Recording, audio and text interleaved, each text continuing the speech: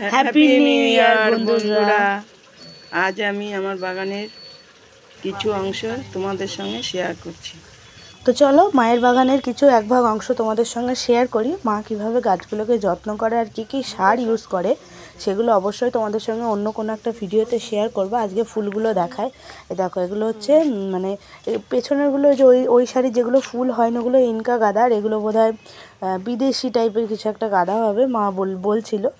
তো এগুলো দেখো কি সুন্দর ফুল হয়েছে, এগুলো এখনও কুড়ি এসছে, ফুলটা হয়নি। প্রথম কুড়িগুলো মা সেগুলো কেটে ফেলেছে, তাহলে নাকি গাছটা অনেক ভালো হয়।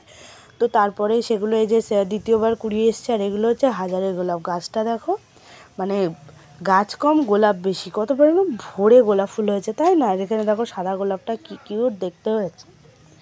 মা গাছের ভীষণ যত্ন করে, আমাদেরও খুব ভালো লাগে। সকালবেলা উঠে গাছগুলো দেখতে তো খুব একদম মনটা ভালো হয়ে যায় শীতের সকালে গাছ দেখতে।